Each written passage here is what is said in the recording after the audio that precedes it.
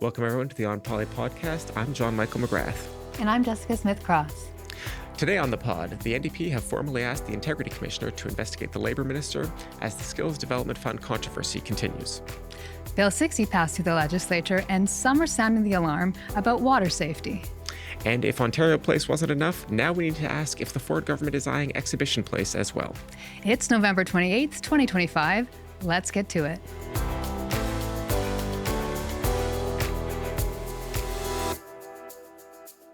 Jessica Smith-Cross, welcome back to the podcast. I suppose Thank I you. have to do Steve's job. And Sugar. Even I, a sports ignoramus, knows what a Toronto Maple Leafs shirt is. Yeah. But why are you wearing that today? It's not because I'm a fan, because, John, I'm not a hockey fan. Not even because a you little. enjoy pain and suffering. No, we're going to talk about the Skills Development Fund today, and there's Yes. a Maple Leafs tie-in. So when we said we should do a fun shirt, I picked a fun shirt. Okay. Well, I am also tying my shirt into, and I'm wearing one of my Godzilla T-shirts. There we go. Yep. I own many Godzilla T-shirts, and I think I might have to adopt a rule that every week where there is an outburst of the kind that I think of as classic Doug Ford, that I will wear a Godzilla T-shirt because of the way he tends to sort of trammel through An ode to things. Fordzilla. And we will discuss that a bit later. But yes, the Premier had an outburst this week. We will discuss that in one of our later segments. So without further ado, let's get to issue one. The government's Skills Development Fund scandal continues this week, with NDP leader Marit Stiles filing a complaint to the province's Integrity Commissioner that alleges Labour Minister David Piccini may have broken provincial law while overseeing the distribution of provincial grants. Before we get to that story, though, I would love to get to the story behind the story, if we can. Jessica, the Trillium has really been leading a lot of the coverage for the story for weeks now, and I'm hoping you can tell us a bit of the background here. What got you started down this road?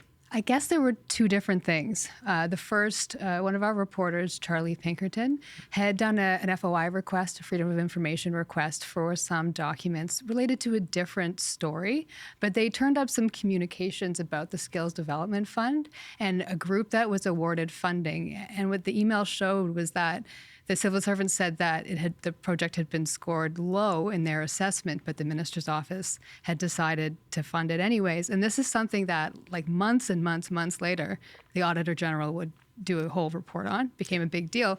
But then it was just this one group that we knew of, and he did a story. Now, around the same time, we were hearing from sources stuff like, this is a bit of a slush fund. You guys should be looking into this. Right. And in the last election, you could see that a lot of the labor groups that endorsed the PCs also had gotten Skills Development Fund. And then we're very open about that. Right. Like, I was at the campaign launch in Windsor, talked to one of the guys who'd been standing behind the Premier that day. It's like, why are you supporting the Premier? Why are you supporting the PCs? And the guy was like, oh, they gave us a bunch of money, right? Like, that'll do it. So we agree with them. Like, that's great. This is what we want. So that's fair enough. But so we started to look into it. We made it basically a project over the summer. The first step was getting a comprehensive list of who got how much money, which we still haven't actually quite hit. We had to FOI for the latest rounds, and it was a huge headache. But we got rounds 4 and 5 and the list of the groups that got funding earlier. And then it was a matter of doing the research. Who runs these groups? Who are they? What connections do they have to the PCs or the government? Who are their lobbyists? Have they donated money to the party? And it was that kind of story that really got rolling.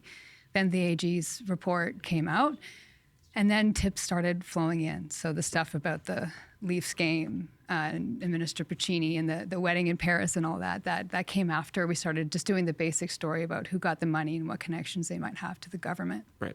You mentioned the not having the complete list quite yet. You've FOI'd it. The Trillium has launched a bit of a crowdfunding effort to try and cover some of the costs. The public may not always understand that when media outlets file for a Freedom of Information request, it is very common for the government to come back and say, well, if you want all of these documents, you have to pay, X dollars. You've been quoted a very large sum Yeah, so we've done a lot of FOI requests. We do a lot of FOI requests. Most of them we haven't a budget to handle, but we did a series of requests looking for communications and documents related to a handful of these groups that got funding that we had learned early on had connections to the government and stuff that had been the focus of some of our reportings. The costs are over $10,000 for this handful of requests. So we launched a crowdfunding campaign where we're asking voters, people, readers to send in some money if they want to see these documents come to light. And our commitment is to spend the money only on the FOI requests and to make them public when we get documents, whatever they happen to be. And any stories that we write on them will also be unpaywalled. Oh, very nice. Yeah. All right. Now, of course, as I mentioned earlier, the NDP leader, Marit Stiles, has filed a complaint to the Integrity Commissioner. Previous complaints to the Integrity Commissioner haven't amounted to much for a very good reason. The Integrity Commissioner cannot actually impose penalties on MPPs, even if they do find breaches of the law. Folks might remember from the Greenbelt scandal that Steve Clark was found to have breached the Members' Integrity Act in 2023, but it is up to the legislature to hold a vote for any punishments for a member. No such vote ever occurred. Then we had an election. I think it's safe to say that's a dead issue now. So far, do you get any sense of whether the Premier is actually looking to distance himself from this Labour minister? I will get to that, I swear. But first, I want to disagree with you about the idea about the Integrity Commissioner reports not. I agree with you. You're right. They're not going to see anybody kicked out of office. Yeah. You're absolutely right. But when you look at the Greenbelt report, a lot of the things that we know about what happened in the whole Greenbelt affair came from the Integrity Commissioner's investigation. The Integrity Commissioner has the power to subpoena people and documents, can do interviews under oath, and can just get to a lot of the facts of the matter that journalists just can't do, and that the Auditor General just takes a bigger, broader look at it. So I think it is worthwhile, and I understand why there's been such an emphasis from the opposition parties lately on trying to spur another Integrity Commissioner report. But as to the question about Ford standing by Piccini, absolutely, he's standing by him firmly right now. Yeah, no, there's been no sign of any daylight. It wouldn't be unusual if we did get a cabinet shuffle in the next few months, but certainly all public appearances are that the Premier is backing the minister. Certainly, I mean, even we've seen this play before, right? When the government wants to start moving a minister out of the spotlight, they stop answering questions in question period. And no, Piccini's still there answering questions in question period. So I suspect that, at least for now, he's staying where he is. The NDP, of course, are not the only opposition party in the legislature. And in the course of responding to Liberal John Fraser, Premier Ford on Wednesday made the following threat to some of his government's critics. And I believe we've got a clip. And do you know what else we're going to audit, Madam Speaker? All these great organizations that funnel money to Acorn, like QP and all the rest of them.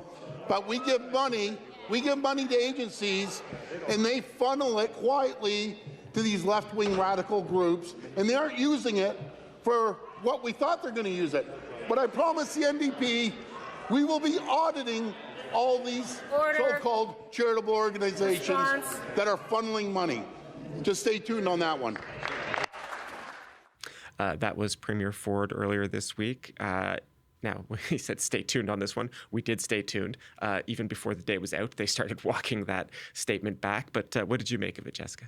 That this is the reason you wore a Godzilla shirt today? Yes, indeed. This is the case of, as I say, classic Doug Ford, a bit of a bluster from the Premier. Yeah, no, I see that for sure. This, I think, was just him getting ticked off by being heckled by Acorn.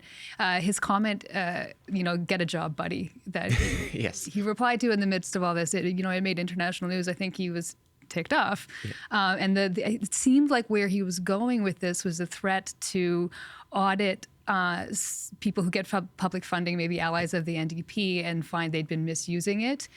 But then, as you said, he walked it.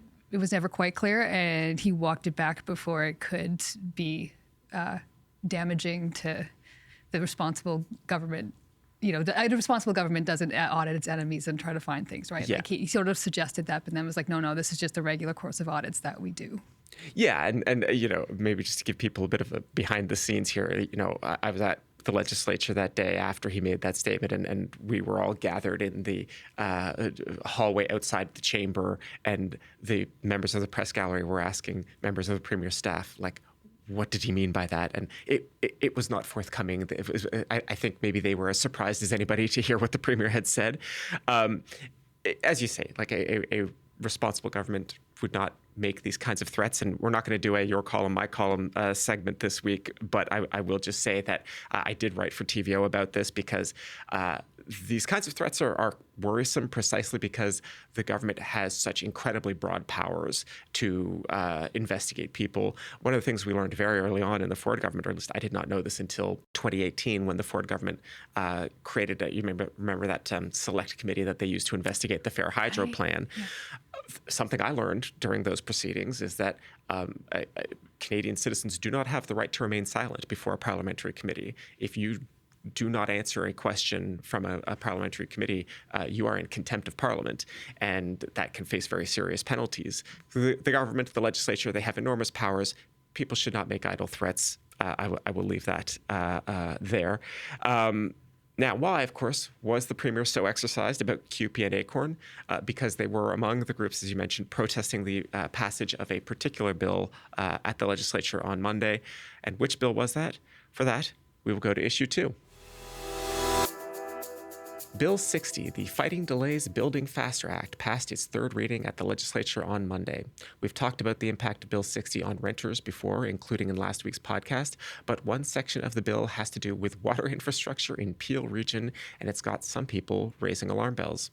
Now, Jessica, you get to do something that is usually my job here, try to make municipal policy interesting. Who is so exercised about sewers in Brampton and Mississauga? Yeah, I can't do what you do as you do it. That's just a you thing, but it's great. What I can say, the NDP and other groups are raising concerns about this part of this bill. They are worried that it could result in privatizing water and like selling off water services to private companies, profiteering, and then water safety issues, bringing up Walkerton. The government is saying, no, absolutely not. No way, no how. That is not what we're doing, and it's not where we're going. This is about creating a publicly owned corporate model for water and wastewater delivery with an emphasis on publicly owned, not a private company. Some people may not actually remember what Walkerton was, but this was in the 90s, a town in Bruce County, I believe, and there was a failure of water safety, water treatment there. Many people were made sick, and it's now I think we commonly use it as a shorthand for the perils of not properly regulating things in the public health sphere. So as you say, the government has always maintained that this is not about privatization, that the water system would remain publicly owned. But one of the concerns that has been raised here, one of the odd little specific details of Bill 60 is that there was already a section in Ontario's municipal law that allowed the creation of these kinds of corporations to handle the kind of work that the government is looking at for the water system here, whereas Bill 60 requires that this new water company that will be created and it will handle the water and sewer services in Peel region, that will be incorporated under the Business Corporations Act. Now, a company can be incorporated under the Business Corporations Act and still be publicly owned, so it doesn't prove that the ultimate goal is to privatize anything, but that is like the kind of detail that the critics are raising here. Like, why reinvent the wheel if your aim is not ultimately something nefarious? Again, I don't think that proves the case, but that's one of the concerns that's being raised. One of the things that might not be clear to listeners here is why in Peel region? Why are we so exercised about Peel region right now specifically? Right. So let's go back and just do a very brief capsule history here. We can remember, of course, Premier Ford made a promise to the late Hazel McCallion, longtime mayor of Mississauga, that he would dissolve Peel region. Then he reneged on that promise when Bonnie Crombie became leader of the Liberal Party. But they set up this process of really rethinking all of the municipal governance in Peel region. And so now at the moment, Peel is a bit of this lab for the province to experiment on because of that kind of odd history. But why do we care about water services in Peel region? And the answer there is because water infrastructure is one of the big drivers of development charges. It is, I did look this up a while ago, and I apologize because I've forgotten it, but certainly I think at the regional level, sewer and water services are like the biggest part of the development charge levy for new homes in Peel region. So that's one side of it. Obviously, the value of development charges is a big issue that this government has talked about, trying to reduce development charges, that kind of thing. But also just the delays in building water infrastructure can hold up the construction of new homes. So, this is the government trying to address, at least in part, a housing issue and potentially create a model that might be replicated elsewhere in the province. So basically the idea is see if this works in Peel region, this new model that they're going to try, see if that helps us get the water infrastructure faster, cheaper, I don't know. Yeah, faster, cheaper, and also some political value, probably, the hope is, in taking it off of the property tax base. And the idea here is that a single company, in much the same way that, a company runs your phone service, your internet service, your electricity, instead of having this water company paid for out of property tax revenues, that it would be paid for purely by user charges and some of the costs on the side. So it does come back to housing, as most things do with you, don't they? Yeah, I cannot escape it, and I have stopped trying. But yes, it all comes back to housing, always. And with that, on to issue 3. Within the text of Bill 68, the Plan to Protect Ontario Act, were some details about Exhibition Place. Essentially, the text would give the province control over the grounds. This has raised alarm bells with the opposition, who called it a land grab. The government has since specified that the legislation will be used just to replace infrastructure like water pipes and wires. What else should we know here, Jess? Well, this story reminds me of the last story that we talked about. Hear me out. Yes. Every so often we get these issues, these stories in Ontario politics where there's a massive gap between what the government could do with a piece of legislation, what it's empowering itself to do in some way, and what it actually wants to do, and then what its critics and the opposition parties believe its end goal is actually to do. And we're, as journalists, sort of left struggling to be like, where's the reality? What's going on here? So this is one of those stories. And I think we get these huge gaps between what is actually versions of what might be happening when there's not a lot of trust between the government and the opposition parties and the groups that are ringing alarm bells. So here we go. An NDP MPP came out with a fairly breathless press release saying that the government was going to seize control of Exhibition Place. And so immediately that led to people being like, only they're doing it, that's finally going to build that casino that we've always known that they've been planning to build. Not a lot of evidence for that, but that's been remains the fear the suspicion and the suspicion for a long time, right? So, the bill, there is grounds for the MPP to say that the government could use this to take control of Ontario Place. It really does give the government more power, over Exhibition Place. In the context of the Ontario Place redevelopment, it allows it to do more than it has said it wants to do, which is just, make things go faster when they're doing things like laying pipes and wire and expediting development.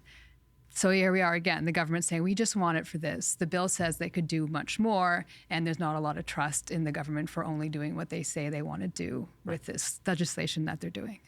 And, when, the NDP made their claims, and then the government didn't exactly clarify things promptly or quickly as fast as they could have, did they? Yeah, no, it was a bit of a mess. We asked questions like, why do you need this? And it was like, hold on, we'll get back to you, vague statement that didn't actually answer any of those questions. And when that happens, it doesn't breed a lot of trust. And they also hadn't looped in the city, which was caught off guard. And the city's obviously a huge partner in all things Exhibition Place. So no, that didn't help with this, keeping down the fear and confusion. Right.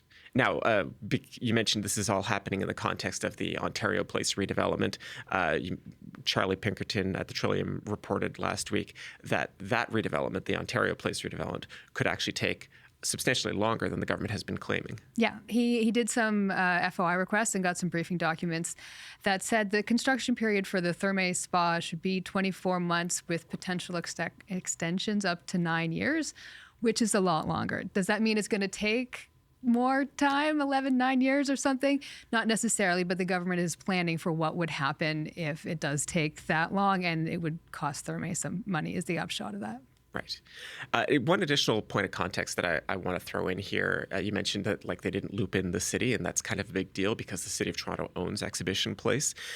When the province shut down Ontario Place in, 2011, 2012, the decision was ultimately very simple because the province was losing money on Ontario Place. Nobody really believed, at least in government, in the then McGuinty government, nobody believed that there was a path back to profitability for a government-run amusement park. And all of the twists and turns in the Ontario Place story since then, I would argue, were largely because the Wynne government wanted to try and figure out some way to make money off of this land, waterfront land in downtown Toronto. Certainly, I know the Premier was getting advice from the finance ministry about how to, turn that into an asset that would produce money for the people of Ontario. Of course, this is in the context of big deficits during the Wynne years.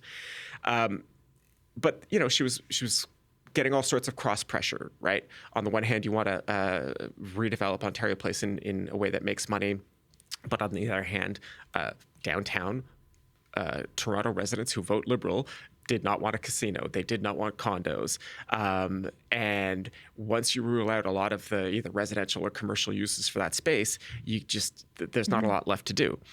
And so not a lot happened at Ontario Place. And then Doug Ford wins in 2018 and a lot of different things start happening.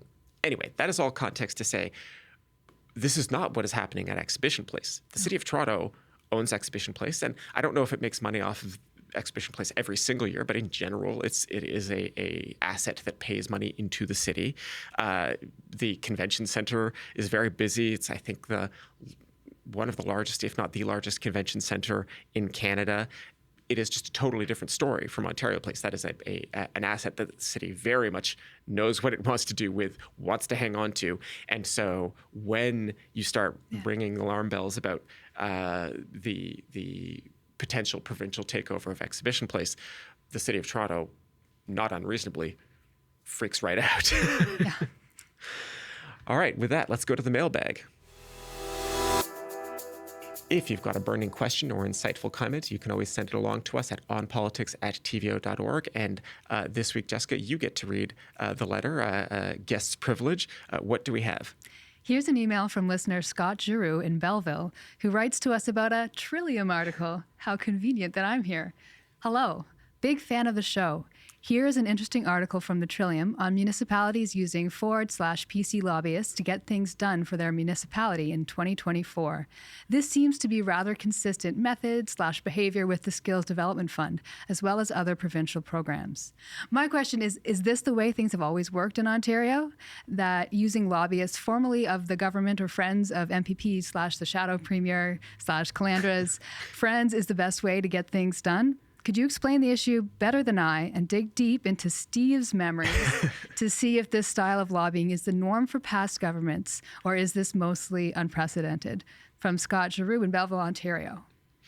So we can't dig into Steve's memories today, but we can dig into our own. But before we do that, we can actually dig into the Trillium's reporting here. Again, we're going to reference superstar Charlie Pinkerton. This is a story of his from about a year ago. Jess, can you take us through the story? Yeah, we need a third chair here for Charlie. Yes. The story was about Brighton, Ontario. The city needed infrastructure funding to fix issues with its water systems. And it decided to hire a lobbying firm, Atlas Strategic Advisors. That's a firm run by Amin Massoudi, who was once Doug Ford's right-hand man.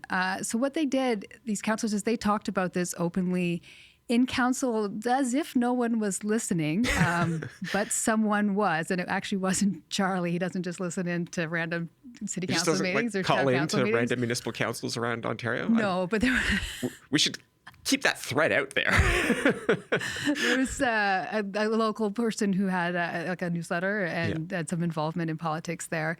And she brought the comments to light, which was stuff that the Ontario government showed in light, saying that the town was hiring a lobbyist to work the back room, not somebody for their technical expertise. No, we have that. This is a backroom guy because this is how stuff gets done in Ontario. That's what these councillors were saying. So big controversy at Queen's Park. The idea that you need to hire a firm close to the Premier to get anything done was something the opposition latched onto and the government vehemently rejected.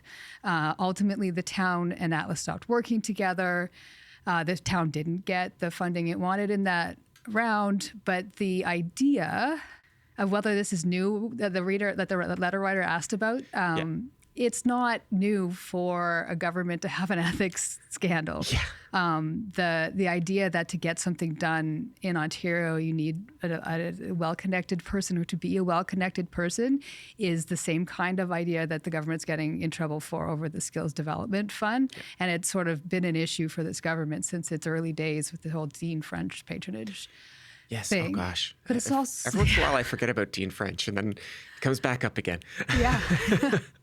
But no, in general, this is not new for any government ever. Like I came to Queen's Park when it was the Liberal government under fire for what they called the cash for access scandal of the day. This was big dinners with corporate donors getting FaceTime with ministers, and the Liberals dominating fundraising because of this. It blew ministers up. being given like explicit fundraising targets, and even complaining to the press anonymously about how onerous their fundraising targets were, that kind of thing.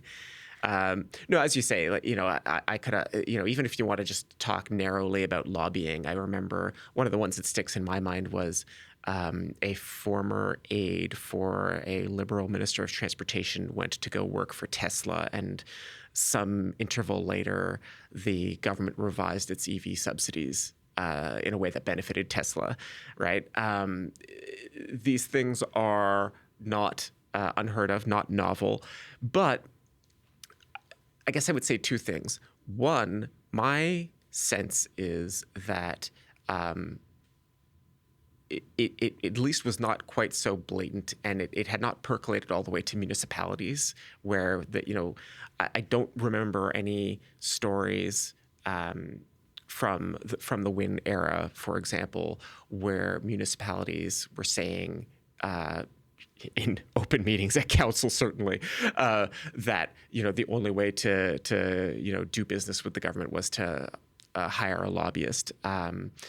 And the other thing that I think is going to be more interesting looking forward, both for the PC party and for Conservatives, frankly, around the country, is the way that these things are playing out with the government. The proximity to lobbyists is not just a question of good public government and fairness and transparency and all of those things, which obviously we as journalists will continue to keep an eye on. But it is also an issue within the PC party, right? There are people within Doug Ford's party who are very put off by this whole element of government. And some of this is personalities, right?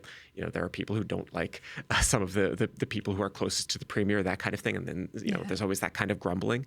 But there are people who sort of genuinely feel like, policy making is being distorted by the proximity of the Premier to these lobbyists. And, I think if we had Matt Spoke on the podcast a while back, I would call him like a Tory dissident, trying to, move the party in a different direction.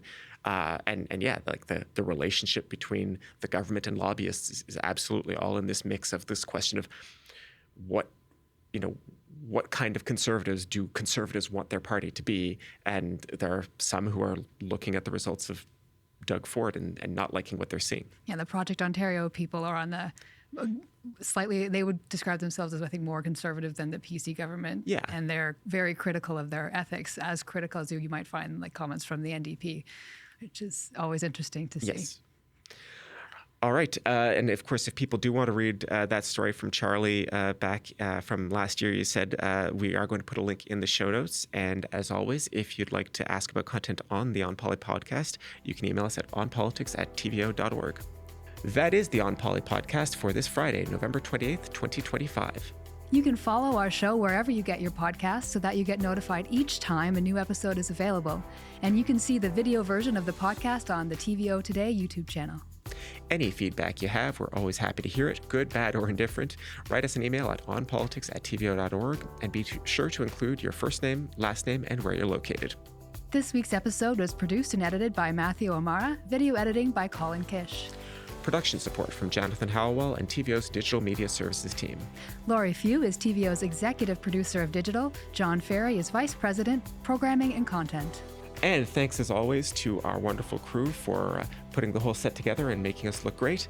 And until next Friday, everybody, bye-bye. Bye-bye.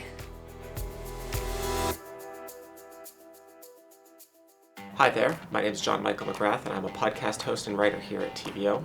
I focus on provincial politics, explaining to our audience what is happening at Queen's Park, from education policy and healthcare to transit and housing, and yes, even bike lanes. Here at TVO, we believe that democracy requires an educated, engaged citizen, and one way we help build that is by supporting quality journalism. Your donations help make that possible, and we're grateful.